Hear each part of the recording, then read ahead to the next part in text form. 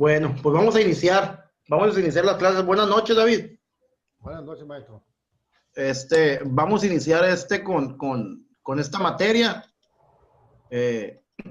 pues derecho fiscal, y vamos a abordar el tema respecto de las fuentes del derecho fiscal mexicano, ¿verdad? Iniciando con el primeramente, ¿de qué trata las fuentes del derecho fiscal mexicano?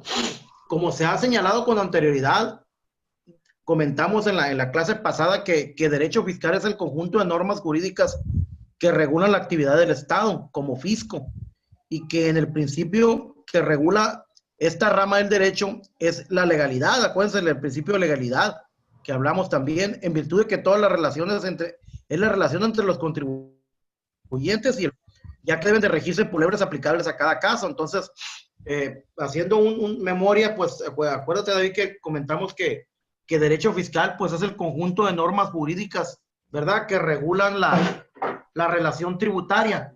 ¿Qué es la relación tributaria? Pues entendemos que es valga la redundancia, la relación que existe entre el contribuyente, ¿verdad?, y el fisco. Entonces, esa es la relación tributaria. Entonces, a esa relación tributaria la regula el derecho fiscal. Entonces, sentado lo anterior, lógico es de referirse a todos aquellos procesos de manifestación mediante los cuales se crea el derecho fiscal, lo que trae como consecuencia hacer referencia a las fuentes del derecho fiscal. Entonces, ahora ya que tenemos muy claro qué es el derecho fiscal, vamos a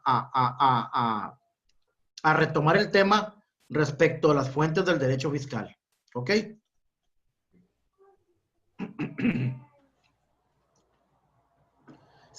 Por fuentes del derecho, el origen, o sea, el origen, pues lógicamente, ¿de dónde emana el derecho fiscal? ¿Cuál es su origen? Principio y serie de procedimientos de donde emana el derecho, ¿verdad? García Maínez señala que las fuentes del derecho son tres tipos. Primeramente, las fuentes reales. Dice que las fuentes reales son los factores y elementos que determinan el contenido de las normas. Esa es la primera fuente. Es muy importante, David, saber que las fuentes del derecho son tres tipos. ¿Ok? Son las fuentes reales, las históricas y las formales.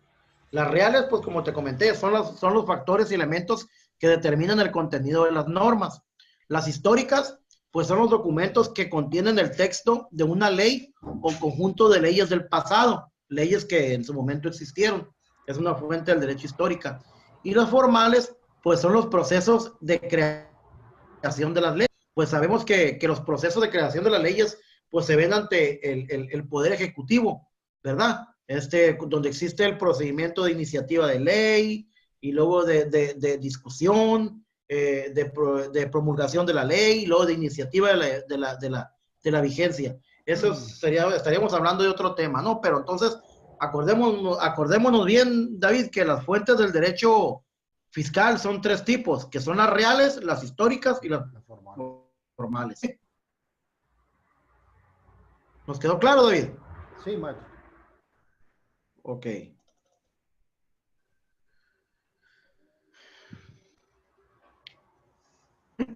Ahora, la clasificación de las fuentes del derecho fiscal.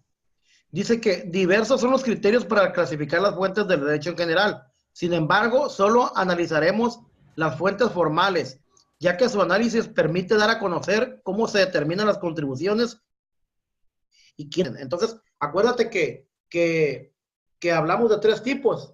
Las fuentes históricas, las fuentes formales y las fuentes reales también. Entonces, vamos en todo caso a hablar de las fuentes formales del derecho, que son las que nos importan. Se hace aludiendo a los procedimientos que tienen como fin la creación de las normas jurídico-tributarias. Entonces, pueden señalarse como fuentes formales del derecho fiscal las siguientes. Es la Constitución, es la ley, es el decreto y el decreto derogado, o sea, el decreto delegado. Entonces, estos cuatro puntos que vienen siendo la Constitución, la ley, el decreto ley y el decreto delegado, pues entonces vienen siendo las fuentes formales. Entonces, como lo comentamos con anterioridad, pues son las fuentes formales, pues son los procedimientos jurídicos tributarios que existen para crear las normas jurídicas. ¿Ok? ¿Nos quedó claro, David? Así es, maestro, pues. Todo claro. Que lo estoy viendo. Ok. Las fuentes formales. Vamos a continuar con lo que comentan las demás fuentes formales. También los reglamentos son fuentes formales, las circulares son fuentes formales, la doctrina es una fuente formal, la jurisprudencia es otra fuente formal, la costumbre, tratados internacionales, principios generales del derecho. Entonces, vamos a analizar cada una de las fuentes formales, iniciando por la Constitución, ¿verdad? Sabemos que la Constitución es el fundamento de todo sistema jurídico fiscal mexicano. Se encuentra en la Constitución, en virtud de que el artículo 133 de esta Carta Magna establece que esta Constitución, las leyes del Congreso de la Unión, que de ahí emanen, de ella y de todos los tratados que estén de acuerdo con la misma, celebrados y por el presidente de la República, con aprobación del Senado, serán la ley suprema de toda unión. ¿Qué quiere decir con esto? Pues que la Constitución es la ley suprema de todas las leyes. Es la que no va a estar nada por encima de la Constitución. Ni el mismo Código Fiscal de la Federación, ni la misma ley del impuesto sobre la renta, ni el mismo la ley del IVA, no van a estar sobre encima de la Constitución. O sea, lo que está por encima, primeramente, la ley suprema es la Constitución. ¿Ok? Es lo que nos viene a decir en todo caso el significado. Ahora, la ley, lo que es la ley en sí. Ley es la norma del derecho del poder público que crea situaciones generales, abstractas e impersonales por tiempo indefinido. Constituye la fuente formal más importante del derecho fiscal, lógicamente porque es la ley, esta fuente formal. Después de la Constitución. ¿Ok? ¿Sabes, David, que te comenté? O sea, la primera ley, la primera fuente del derecho es la Constitución. Pero ya de ahí, ya la que le sigue es la ley. Demás, pues. Exactamente, es la ley suprema. Por lo que esta se conoce como el nombre de proceso legislativo y que comprende las siguientes etapas.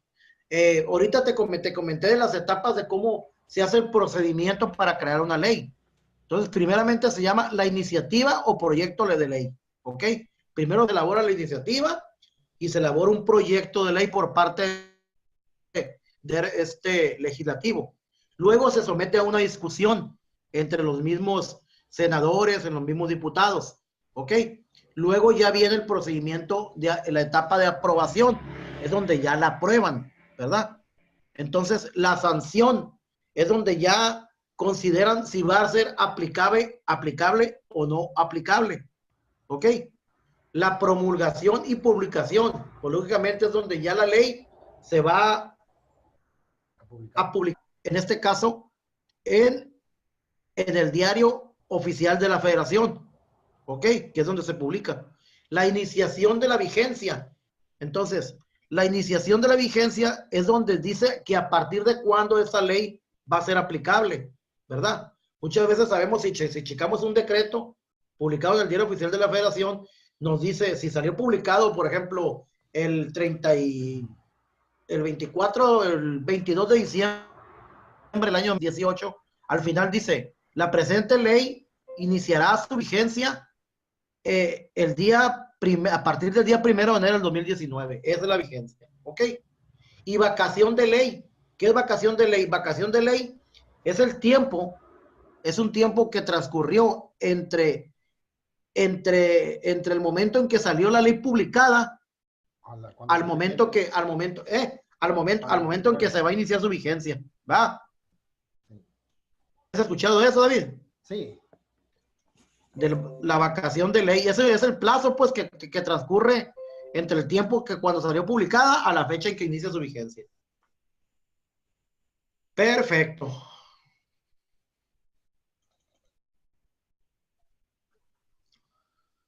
¿Me puedes apoyar, David, Lo que pasa es para que no te enfades? Decreto de ley. no me sale lo último. Mande. Hay cuenta que no me sale la parte última nomás. Hay cuenta, dice, decreto de ley. Se está en presencia de un decreto de ley cuando ahí termina, bro. Continúa, ¿ya lo miras ahí o qué? Ahí lo voy a leer como lo veo aquí. Decreto de ley. Se está en presencia de un decreto de ley cuando la Constitución autoriza al Poder Ejecutivo para expedir leyes sin necesidad de una delegación del Congreso de la Unión. Dicha autorización se otorga ante situaciones consideradas como graves para la tranquilidad pública o cualquier otro que ponga a la sociedad en grave peligro. Decreto. Ok, pues aquí el decreto de ley lo dice, pues, que el decreto de ley es cuando la misma Constitución autoriza al Poder Ejecutivo, o sea, al presidente de la República, para expedir leyes, ¿verdad? Sin necesidad de que el Congreso, en todo caso, le delegue facultades.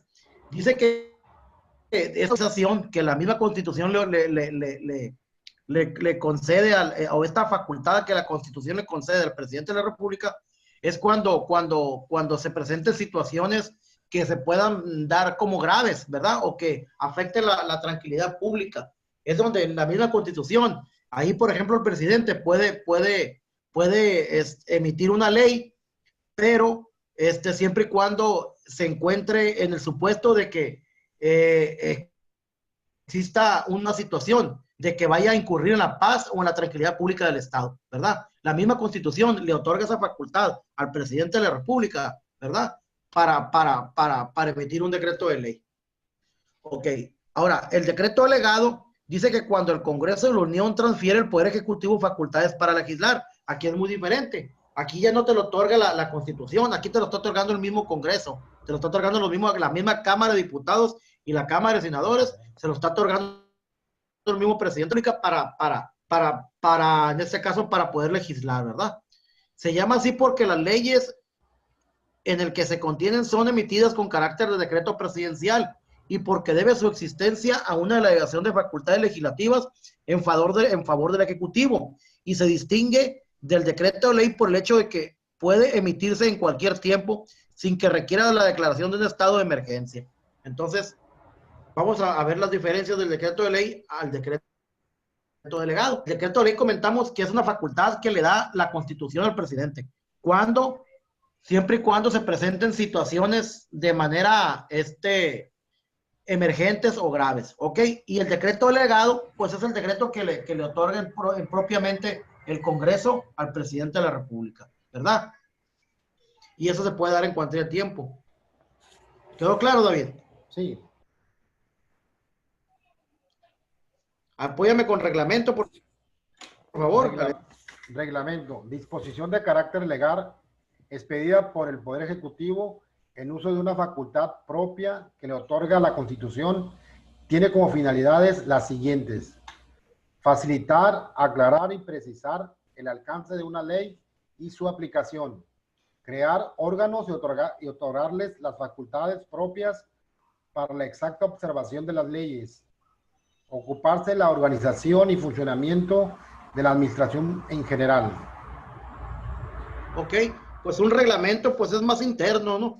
Un reglamento es una disposición legal, pues lógicamente que les pide el Poder Ejecutivo, en este caso el presidente de la República, en la cual puede facilitar y aclarar el alcance de una ley y su aplicación, porque muchas veces no podemos encontrar, no nos puede quedar muy claro, por ejemplo, algo que en específico puedas tú analizar la ley sobre la renta, pero acuérdate que hay disposiciones en las mismas leyes o en el mismo código que no vienen o que no están estipulados propiamente de manera expresa ahí, y ya te vas lógicamente tú al reglamento, ¿verdad? Ya sea el reglamento del Código Fiscal de la Federación o al propio reglamento de la ley del impuesto sobre la renta. Es donde ya muchas veces, si no lo estipula la propia ley, pues ya te vas al reglamento, ¿no? Lógicamente aquí que es muy diferente, se habla de la supletoriedad. Ya ves que el artículo 5 del Código Fiscal de la Federación nos habla de que a falta de disposición expresa será supletoria el Código Federal de Procedimientos Civiles. Entonces, o el Código Civil para el Distrito Federal, que es en materia supletoria, siempre y cuando a falta de disposición expresa del artículo del Código Fiscal de la Federación, existe la supletoriedad y te lo maneja el artículo 5. ¿ok?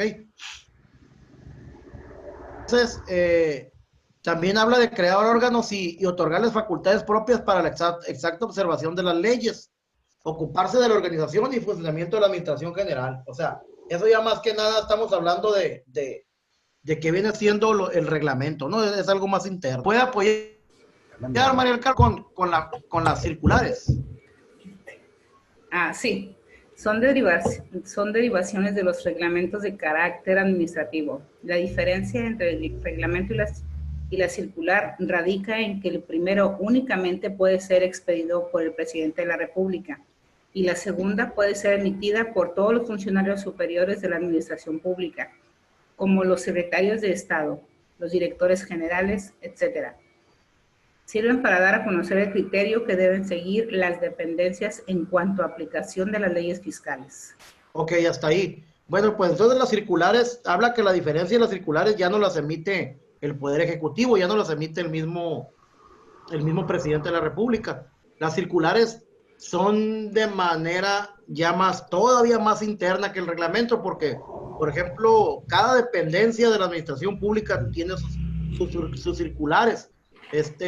Son como le llaman comunicados internos. Es para la aplicación estricta, lógicamente, de la ley. Muchas veces, en materia fiscal, yo que elaboré en el SAT, llegaban de manera interna, pues ya sea por una página que teníamos del SAT, del portal del mismo SAT, nos mandaban circulares, nos llegaban diarios circulares, o sea, para efectos de poder como servidores, pues, ir mejorando en cuanto a la aplicación de las mismas leyes o el funcionamiento, ¿verdad?, por parte de nosotros como servidores públicos. Entonces, esas circulares son más internas respecto a cada administración pública. Y así como lo tiene el SAT, lo tiene la PGR, lo tiene la SEP, todas esas dependencias tienen sus circulares de manera interna, pero lógicamente van encaminadas a la aplicación de las normas que rigen a cada una de las dependencias. ¿Ok? Entonces, son como muchas veces llegan las normas internas que tiene el mismo ayuntamiento o otras dependencias, pero es totalmente interno las circulares. La jurisprudencia, pues, no sé si han escuchado hablar de ese término. La jurisprudencia, pues, prácticamente son sentencias, ¿no? Son sentencias que se emiten por magistrados, ministros, en los cuales estas sentencias se hayan emitido. Por ejemplo, si una sentencia se emitió en el mismo sentido, por ejemplo, de que digan, no, pues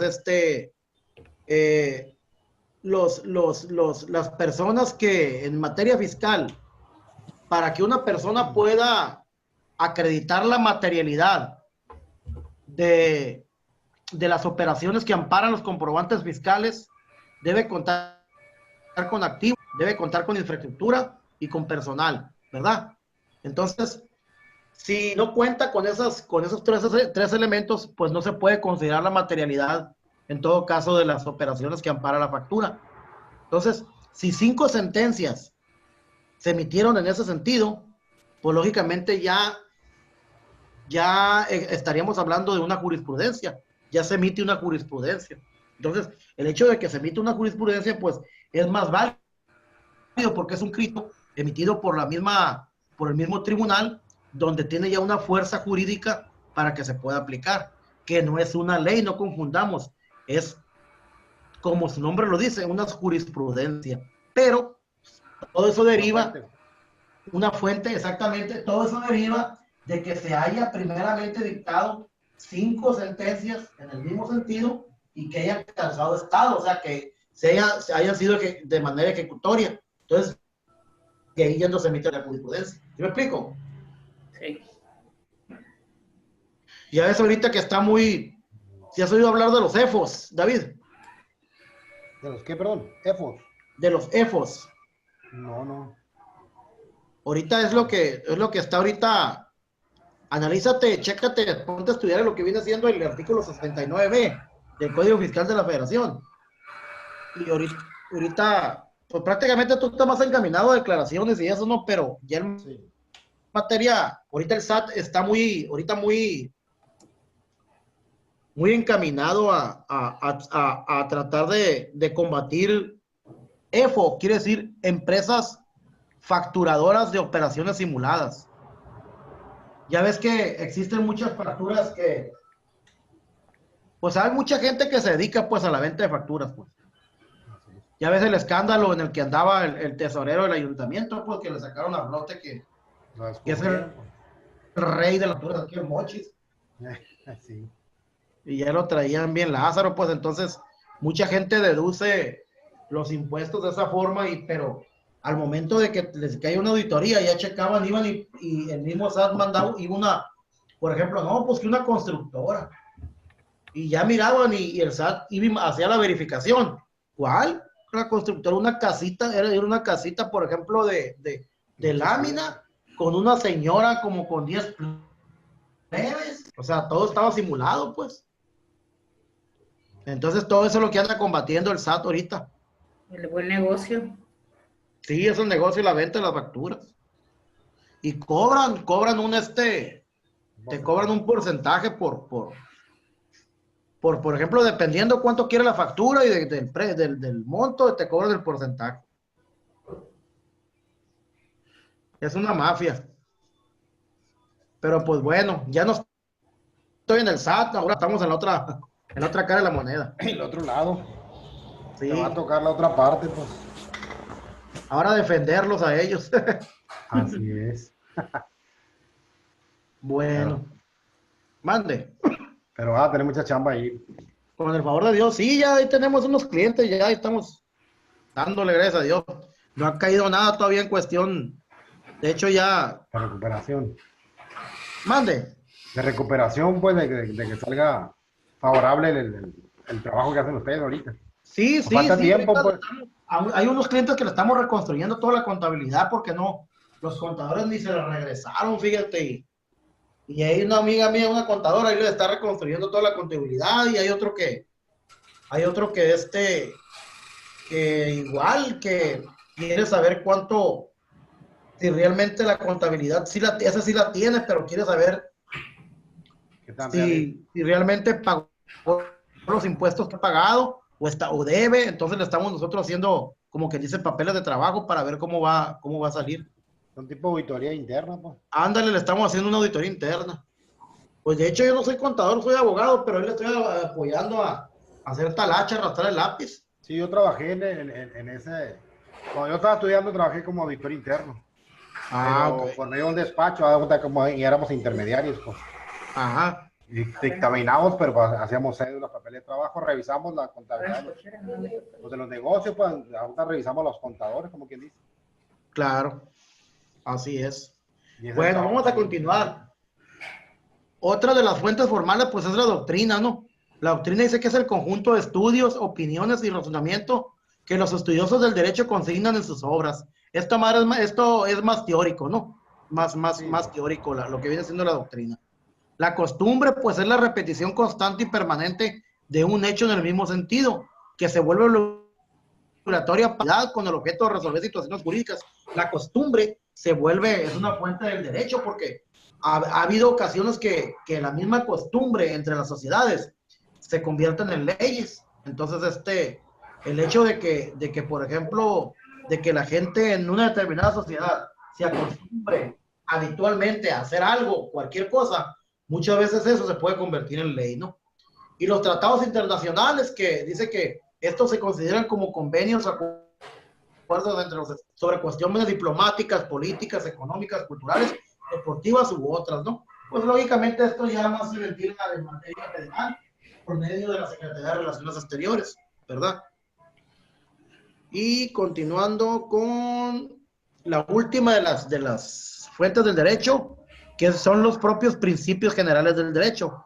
Dice que es el conjunto de verdades jurídicas notorias, indiscutibles y de carácter general elaboradas por la ciencia del derecho y que sirven para que el juzgador pueda dar solución a un caso concreto, con la condición de que no haya disposición legal aplicable y que no estén en contradicción con las leyes cuya omisión tratan de cubrirse, ¿ok? Entonces, se supone que el juzgador, para efectos de poder emitir una sentencia o para efectos de poder aplicar una ley, debe tener principios, pero esos principios son los propios principios generales del derecho, ¿no?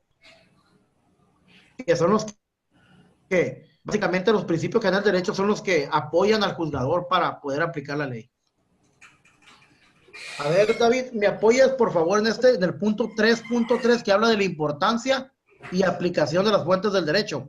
La importancia de la Constitución y de la ley como fuente de derecho queda manifiesta con lo expresado con el punto donde se establece que algunos autores consideran que la ley es la única fuente formal del derecho por dictaminarlo así la Constitución. La importancia del decreto ley en materia fiscal es mínima porque puede presentarse en situaciones excepcionales. En cambio, la ley del decreto delegado, si es de tomarse en consideración, pues es un momento dado del Ejecutivo de la Unión, con la autorización del Congreso, podrá legislar en materia tributaria. Ok, entonces, pues esa es la importancia, ¿no? Esa es la importancia de las fuentes del derecho. Que pues prácticamente la misma Constitución establece que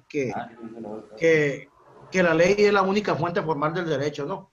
Y retomando el decreto ley en materia fiscal es mínima porque puede presentarse en situaciones excepcionales, ¿verdad?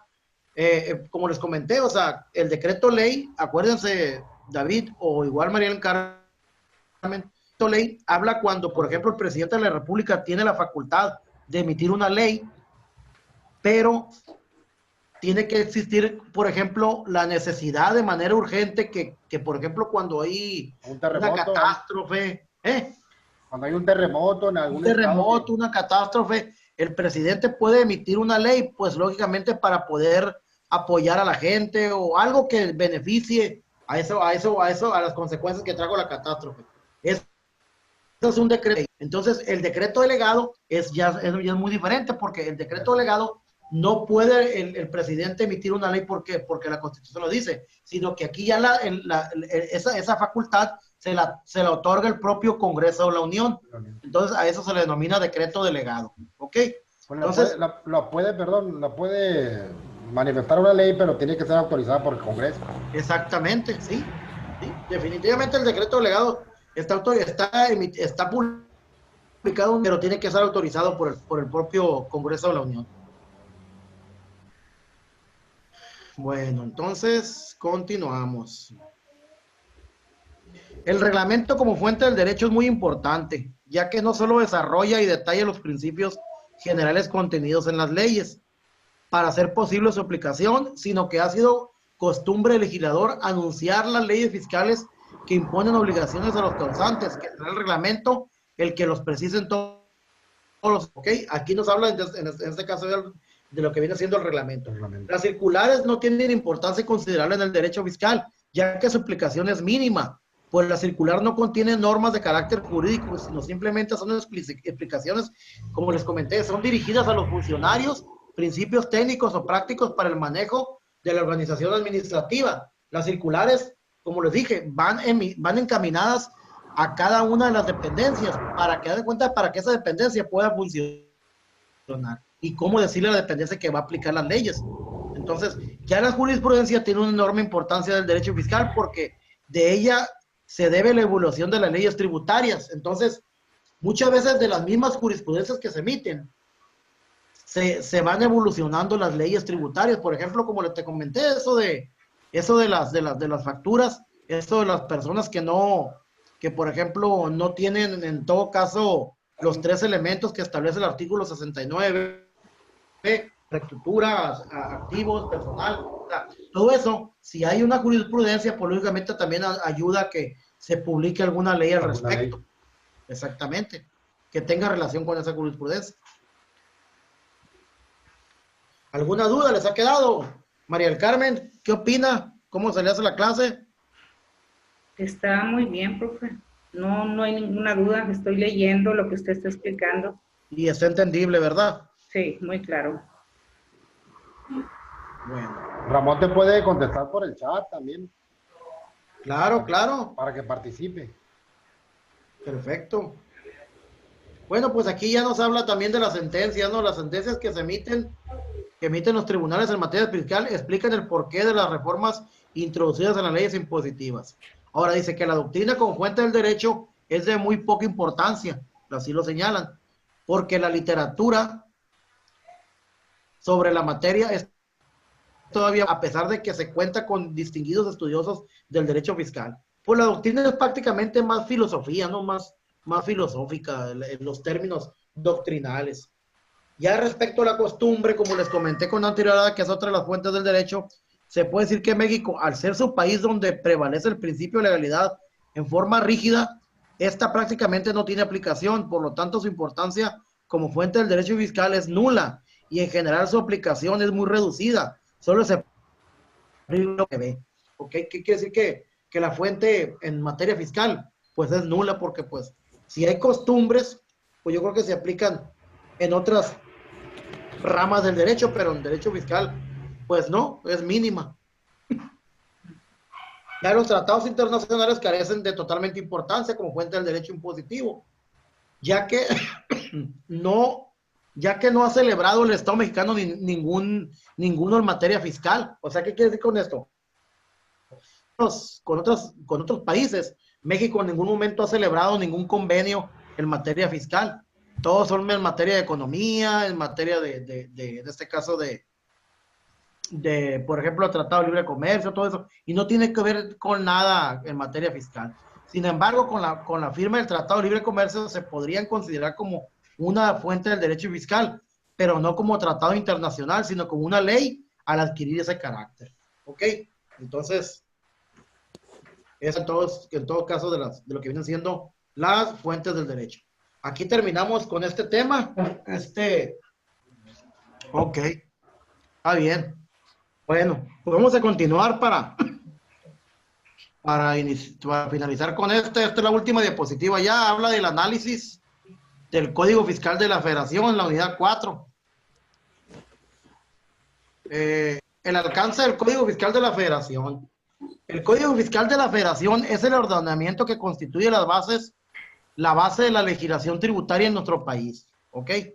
Toda aquella legislación tributaria con la que contamos, pues lógicamente es el Código Fiscal de la Federación.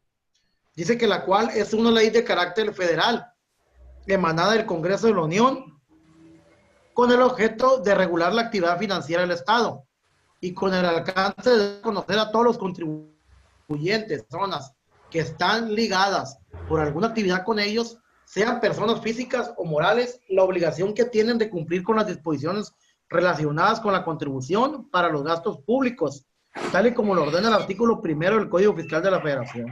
¿Ok? Entonces, pues ya sabe David que pues el artículo 1 habla de la obligación que tienen las personas físicas como las personas morales para el pago de contribuciones, ¿no? Y acordémonos que esto está totalmente en el artículo 31, fracción cuarta de la ley de la Constitución Política de los Estados Unidos Mexicanos. ¿Ok? ¿Y el 73, no, también? El 73, exactamente. Bueno, el artículo 2 del Código Fiscal de la Federación establece que las contribuciones se clasifican en impuestos, en aportaciones de seguridad social, contribuciones de mejoras y derechos. Dicha clasificación se realiza siguiendo los lineamientos señalados en la ley de los ingresos de la Federación. Dicha disposición también señala los accesorios de las contribuciones, especificando que son los recargos, ¿ok? Las sanciones, los gastos de ejecución y la indemnización a que se refiere el 7º párrafo del artículo 21 del Código Fiscal de la Federación. Entonces, ya el artículo 2 del Código Fiscal de la Federación no nos habla tanto de la obligación, porque la obligación no lo establece el artículo 1. Entonces, pero el artículo 2 del Código Fiscal de la Federación ya nos habla de la clase de contribuciones, ¿verdad? Entonces, ¿qué nos dice? Que las contribuciones se clasifican en impuestos, en aportaciones de seguridad social, en contribuciones de mejoras y en derechos, ¿ok?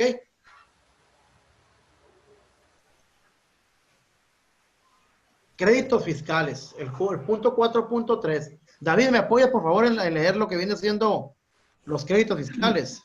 Los créditos fiscales son aquellos que provienen de las contribuciones de aprovechamiento o de accesorios que tienen derecho a percibir el Estado, incluyendo las responsabilidades que también tiene derecho a exigir de sus servidores públicos o de los particulares. Ok, entonces, los créditos fiscales, pues es el derecho que tiene propiamente el Estado de hacer, en este caso efectivo, ¿verdad? El cobro de las contribuciones a los contribuyentes. Los contribuyentes están obligados a pagar contribuciones, a pagar multas, a pagar recargos, ¿verdad? A pagar una actualización de una contribución. Entonces, a todo eso, a todo ese conjunto, se puede decir de adeudo que tiene el contribuyente con la federación, se le denomina crédito fiscal, ¿ok?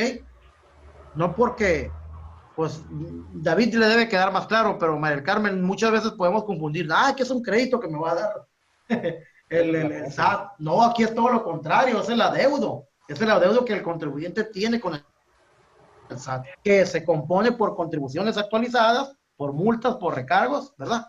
Entonces, eso es un crédito fiscal. Es el derecho que tiene el Estado a percibir, ¿verdad? Por el derivado del pago de contribuciones.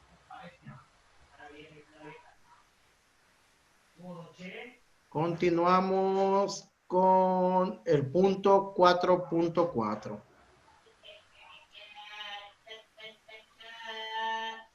Bueno, vamos, de acuerdo con el artículo 5, que habla de que, pues hablamos, ¿te acuerdas que te comenté de la supletoriedad, David? Sí. Dice el artículo 5 del Código Fiscal de la Federación, dice, las normas que establecen cargas a los particulares, como son las que se refieren a los sujetos del impuesto, objeto de impuesto, bases o tasas, etcétera, son de aplicación estricta. Esto quiere decir que deben integrar y como lo establece la ley, ¿ok? Quiere decir que el mismo artículo 5 del Código Fiscal de la Federación deben de aplicar, señala que las leyes deben de aplicarse de manera estricta, ¿ok? También son de aplicación estricta las disposiciones que señalan excepciones de las mismas, así como se fijan infracciones y ¿me están escuchando? Sí, yo sí. Ok, porque se apareció una leyendita ahí y dije yo capaz de que... Entonces, bueno, sobre todo las que imponen sanción, ya que deben de observarse en forma estricta los requisitos que para efecto lo señala el Código Fiscal de la Federación. Ahorita yo señalé, lo estaba mirando también con David, que muchas veces el Código Fiscal de la Federación no encuentras tú un artículo para el caso que en concreto, pero el mismo Código Fiscal de la Federación, en su artículo 5, te dice que si a falta de disposición expresa, ¿verdad? En el Código Fiscal de la Federación vas a aplicar de manera supletoria el Código Civil o el Código Federal de Procedimientos Civiles. Dice que cuando no exista una disposición fiscal expresa para el determinado caso, se aplican supletoriamente las disposiciones del derecho federal común. Esto viene siendo el derecho civil, siempre y cuando no sean contrarias a la naturaleza del derecho fiscal. Se entiende por derecho común el derecho civil, ¿ok? Entonces, si no encuentras, si tú estás analizando cualquier situación y que no viene especificada en el Código Fiscal de la Federación, puedes aplicar de manera supletoria, ¿verdad? El Código Civil. Mande. El Código Civil del Estado. No, en materia federal. El federal. Que nos quede claro. Es el Código Civil federal. Okay. Sí, porque acuérdate que estamos hablando de leyes federales. Sí. Exactamente, no podemos aplicar nada más del Estado. Estamos hablando de impuestos, no podemos deben de estar paralelos, ¿no? Los conceptos, ¿no? Mande. Debe estar en la misma frecuencia, como le dicen, pues la federal con el Estado debe ser los mismos artículos parecidos, o sea, no los mismos, pues son contextos. Son, y más con los convenios de colaboración que hay, ¿verdad? Sí, porque hay un maestro que nos enfocamos más al Código Civil del Estado, ¿va? Mari Carmen, porque lo que vamos a aplicar aquí lo del Estado, nos dice, y vamos, y nos enseñó más a aplicar. Sí, no, exactamente, pero como son leyes federales, lo que es pues el Código Fiscal y eso, el mismo Código Fiscal te remite al Código Civil federal, así es. Bueno, María del Carmen, ¿me apoya por favor a leer la causación y determinación de las contribuciones? Claro, las contribuciones se causan cuando se realza el hecho generador del crédito fiscal, es decir, cuando se efectúa la situación prevista por las leyes fiscales que se encuentran en vigor cuando éstas ocurran en los términos del artículo 6 del Código. ¿Esta es abreviación de qué es, profe? Federal. Del Código Fiscal Federal. Fiscal Federal. La determinación de las contribuciones se debe hacer conforme a las disposiciones vigentes en el momento de su causación. Sin embargo, podrán aplicarse las normas sobre procedimientos que se expidan posteriormente. Tal es la interpretación que debe darse el artículo 6 del Código Fiscal de la Federación. Por ejemplo, los impuestos sobre tenencia o uso de vehículos se deben de pagar de acuerdo a la ley vigente. En el momento en que se causó, para hacerse efectivo se deben de aplicar normas de procedimiento. Lo mismo sucede con el ICR, el cual debe calcularse según la tarifa vigente en que se generó la contribución. Se pueden aplicar normas de procedimiento con posterioridad. Exactamente, o sea, estamos hablando de aquí de dos normas. Se puede decir de las normas cuando se causó, en este caso, la contribución. Entonces, si por ejemplo una autoridad dice, no, pues es que esta le aplica una multa vigente, ¿verdad? Vigente en el 2014. Muchas veces las mismas multas se van en base a la resolución miscelánea en el anexo, que le corresponda muchas veces el anexo 5, el anexo 8, pero las multas se van actualizando. Entonces, ¿qué pasa aquí? Nosotros vamos a aplicar la multa que le aplicaba en el caso en el que se cometió, en este caso, la infracción, ¿verdad? Pero ya el procedimiento, ¿verdad? De cómo determinarla y eso, ya va a ser el procedimiento, se puede utilizar de manera posterior, siempre y cuando no incurramos en el artículo. Ya ve que el artículo 14 de la Constitución establece que no se le puede dar efecto retroactivo a ninguna ley en perjuicio de persona alguna. Entonces, tenemos que cuidar muy bien eso. Entonces, la causación y determinación de las contribuciones, siempre se van a determinar las sanciones en el momento en que se causó la contribución, ¿ok? En ese momento. ¿Quedó claro? Sí.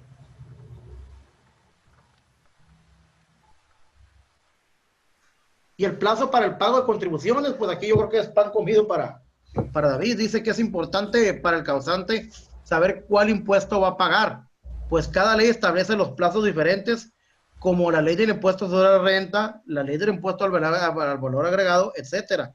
De ahí que el párrafo cuarto del artículo 6 del Código Fiscal de la Federación señala que las contribuciones se pagarán en la fecha o dentro del plazo señalado en las disposiciones fiscales. Sin embargo, el Código Fiscal de la Federación no es absoluto, ya que señala que si en las leyes fiscales específicas no se prevé un plazo o fecha para realizarlo, el pago será mediante una declaración dentro de los siguientes plazos. O sea, siempre y cuando se supone que todas las leyes te van a establecer los plazos cuando vas a pagar, pero el artículo cuarto, el párrafo cuarto del artículo sexto del Código Fiscal de la Federación te establece que si una ley no te señala cuándo va a ser el plazo para pagar las contribuciones, se da de tomar en cuenta lo siguiente, que dice, si la contribución se calcula por periodos, la obligación de recaudarla será a más tardar el día 17 de cada mes, ¿verdad? Ahorita pues, no, es cuando presentan los pagos mensuales, ¿no, David? Los provisionales. O los provisionales, los calendarios de inmediato posterior a la terminación de los periodos de la retención o recaudación, ¿verdad? Entonces, esto es para la presentación de los pagos provisionales, que son los que se presentan de manera mensual, ¿verdad? Más unos días adicionales, dependiendo la terminación de la... Dan unos días adicionales, por ejemplo, el 17, depende del número de la terminación del registro patronal, te dan unos días más, pues. Eso debe ser parte del código, ¿no? Sí, así es. Exactamente. Bueno, pues sabemos que el domicilio fiscal, el domicilio fiscal ¿Qué entiende por domicilio fiscal? Pues voy a darle una explicación. El domicilio fiscal, pues prácticamente es el lugar donde el contribuyente, en este caso, o el sujeto obligado, manifiesta ante la autoridad hacendaria, ¿verdad? Ante el Estado, para efectos de que éste sea, lógicamente, en su momento pueda ser fiscalizado o que la autoridad lo pueda tener ubicado, en este caso, para efectos de realizar la relación tributaria, la obligación que hay entre el fisco y el contribuyente. Pero esa obligación, lógicamente, se va a realizar dentro de un domicilio fiscal. Por eso el contribuyente está obligado a manifestarlo. Y los datos o los requisitos esenciales que establece un domicilio fiscal lo señala el propio artículo 10 del Código Fiscal de la Federación, que distingue cuando se trata de personas físicas o morales, al dar por entendido quiénes son las personas físicas y quiénes son las... ¿Ok? Y aquí está. Aquí hice yo un pequeño, pues, no resumen, ¿no? Pero traté de señalar el artículo 10 del código. Dice, se considera domicilio fiscal, tratándose de personas físicas cuando realicen actividades empresariales, el local en que se encuentra el principal asiento de su negocio. Cuando no realicen actividades señaladas en el inciso anterior, el local que utilice para sus actividades. El inciso C dice que únicamente en los casos en que la persona física que realice actividades señaladas en los incisos anteriores no cuente con un local en su casa habitación. Para estos efectos, las autoridades fiscales harán del conocimiento del contribuyente en su casa habitación, que cuente con un plazo de 5 días para acreditar que su domicilio corresponde a uno de los supuestos previstos en el inciso A o B de esta fracción. ¿Ok? Es lo que nos habla en todos los casos de personas físicas.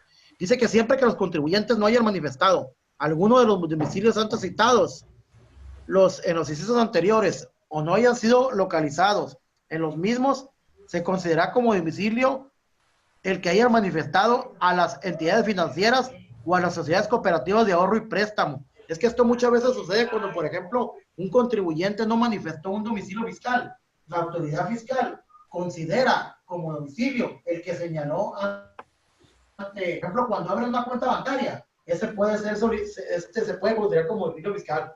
¿Sí o no, David? Así es. Últimamente están bloqueando los sellos por ese concepto, por el domicilio no identificado, pues. Sí, porque mandan una verificación y ven que el contribuyente no está y ya te cancelan el certificado de sello digital, pues 17H del Código Fiscal de la Federación. ¿Va? Así es. Conforme al H.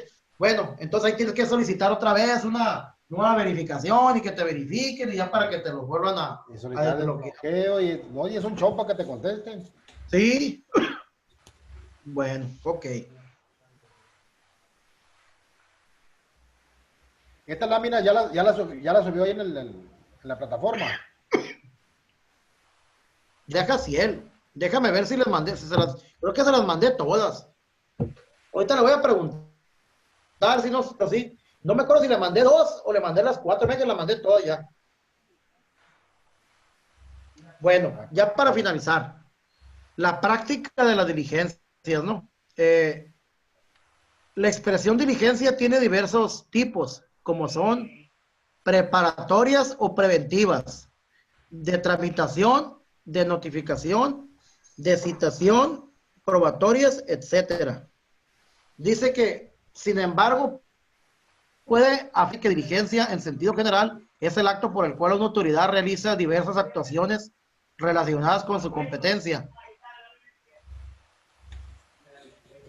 Entonces, ¿qué quiere decir con esto? O sea, toda diligencia viene siendo aquella actuación, ¿verdad?, que realiza una autoridad, en este caso de materia fiscal, es toda aquella actuación que realiza una autoridad tendiente, ¿verdad?, a dar a conocer ya sea a un contribuyente de un hecho, realizar alguna diligencia de manera preventiva, de manera de tramitación o de manera de notificación, ¿verdad? El artículo 13 del Código Fiscal de la Federación señala que las autoridades fiscales podrán practicar las diligencias en días y horas hábiles, ¿verdad? entendiéndose, según el artículo 13, te maneja que las horas hábiles son de las 7:30 a las 6 de la tarde. Las autoridades podrán habilitar días y horas para ello. El hecho de que una diligencia se inicie en hora hábil y se termine en hora inhábil no afecta su validez. ¿Qué quiere decir con eso? Nosotros cuando, por ejemplo, cuando yo trabajaba en auditoría, íbamos a